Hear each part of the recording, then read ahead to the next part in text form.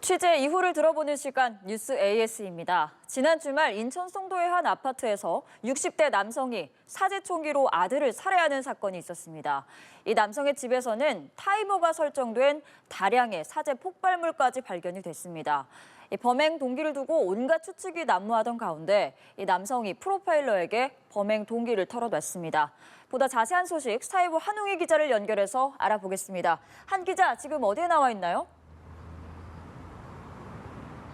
네, 피의자 조사가 이뤄지고 있는 인천 연수경찰서에 나와 있습니다. 평온했던 지난 주말 일요일 밤 9시 반쯤이었죠. 인천 송도의 한 아파트에서 잇따라 총성이 울렸는데요. 60대 남성이 집에서 아들을 사제총기로 쏴 살해한 것이었습니다. 총격 후 달아난 남성은 약 3시간 뒤 서울 서초구에서 붙잡혔는데요. 당시 피의자가 타고 있던 차량에서는 사용하지 않은 총신과 실탄 86발이 무더기로 발견됐습니다. 총신은 대부분 장전이 돼 있는 상태였습니다. 네, 국내에서 총기로 인한 살인 사건이 벌어졌다는 소식에 국민들 충격이 컸는데요. 이 남성, 그런데 집에 폭발물까지 설치를 해놨었죠. 네, 맞습니다. 남성이 살던 곳은 서울 도봉구 쌍문동의 한 아파트였는데요. 남성은 검거 후 연행 과정에서 경찰에 집 안에 낮 12시에 터지도록 설계한 폭발물이 있다고 털어놨습니다. 경찰은 오밤중에 해당 아파트 주민들을 모두 대피시키고 폭발물 수색에 나섰었는데요. 새벽 2시부터 약 3시간에 걸친 수색 끝에 남성의 집에서 사제 폭발물 15개를 발견해서 제거했습니다. 폭발물은 신호가 담긴 페트병과 세제통 등의 점화 장치가 연결된 형태였는데요. 범행 다음 날 정오에 터지도록 타이머 설정이 돼 있었습니다. 현장에 출동한 폭발물 처리반에 따르면 상당히 정교한 구조로 이뤄졌다고 하는데요. 경찰은 국립과학수사연구원에 실제 폭발력 등에 대한 감정을 의뢰한 상태입니다. 네, 자칫 대규모 인명피해로 이어질 수 있었던 아찔한 상황이었습니다. 그런데 이 남성 더 충격적인 게 자신의 생일 잔치 중에서 이런 범행을 저질렀다고요? 네, 저도 처음에 이 부분이 가장 충격적이었는데요. 구속돼서 경찰 조사를 받고 있는 만큼 지금부터는 피의자라고 얘기를 하겠습니다. 피의자는 자신의 생일을 축하해주겠다는 아들 가족의 초대를 받아서 아들의 집으로 간 상황이었습니다. 당시 자리에는 아들과 며느리 그리고 어린 손주 2명, 또 며느리의 외국인 지인까지 피의자를 포함해 모두 6명이 함께 있었는데요. 유족에 따르면은 당시 피의자와 함께 식사도 하고 사진도 찍고 생일 축하 노래도 부르는 등 화기애애한 분위기였다고 합니다. 하지만 생일 잔치를 마치고 케이크를 먹던 중 피의자가 잠시 편의점에 다녀온다며 자리를 비웠고 한참이 지나서야 문을 열어달라며 초인종을 눌렀는데 아들이 현관문을 열어주자마자 총을 발사했다고 유족들은 진술했습니다. 이 과정에서 숨진 아들은 아버지가 오랜 시간 돌아오지 않자 왜 오시지 않느냐며 전화도 한 것으로 파악됐습니다. 네, 당일의 자세한 상황을 듣고 나니 더 충격적입니다. 그런데 이 피해자가 자신의 아들뿐만 아니라 가족 모두를 살해하려고 했다고요? 네, 우선 피의자는 문을 열어준 아들을 향해 쇠구슬 12발이 나가는 산탄 2발을 발사했습니다. 그리고 나서 한 발은 현관문에 쐈는데요.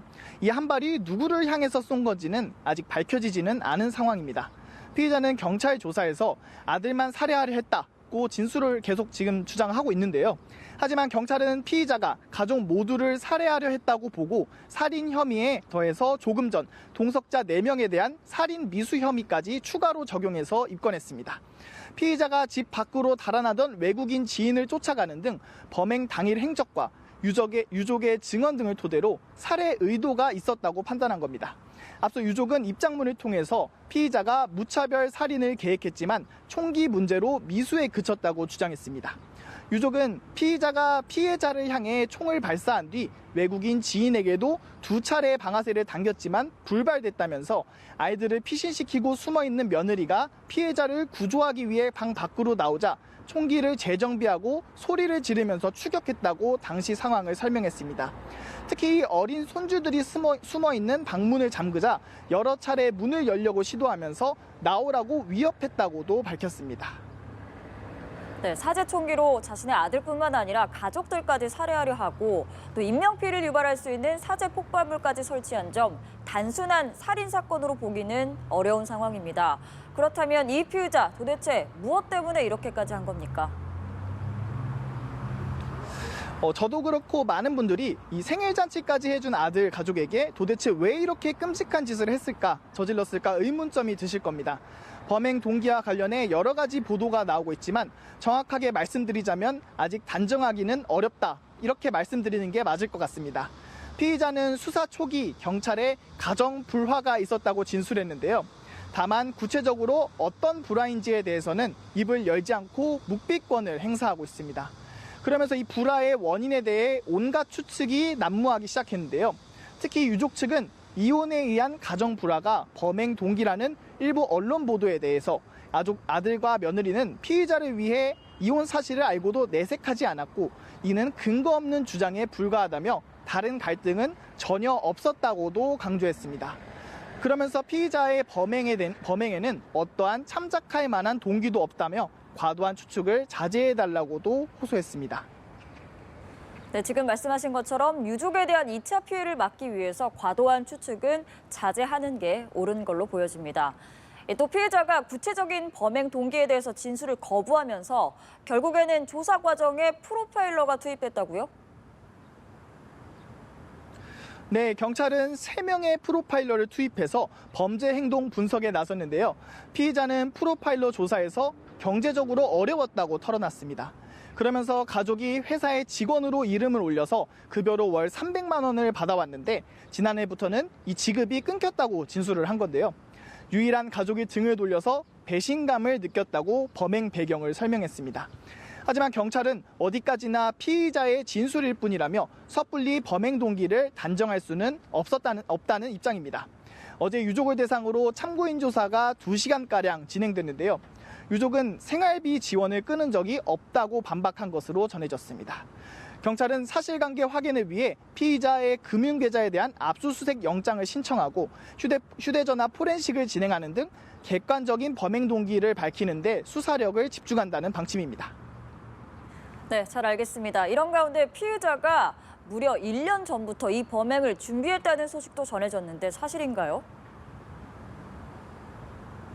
네, 맞습니다. 피의자는 약 1년 전부터 사제총기 제작에 필요한 재료를 사 모은 것으로 드러났습니다. 피의자의 휴대전화에서는 지난해 8월부터 사제총기 총신으로 사용된 파이프 등 각종 범행 도구를 구매한 기록이 나온 것으로 조사됐습니다. 실탄의 경우에는 약 20년 전에 극단적 선택을 할 목적으로 구매했다고 진술했는데요. 인터넷을 통해 수렵용으로 사용하고 남은 실탄을 판매한다는 글을 보고 나서 연락해서 구매를 한 뒤 창고에 보관했다는 겁니다.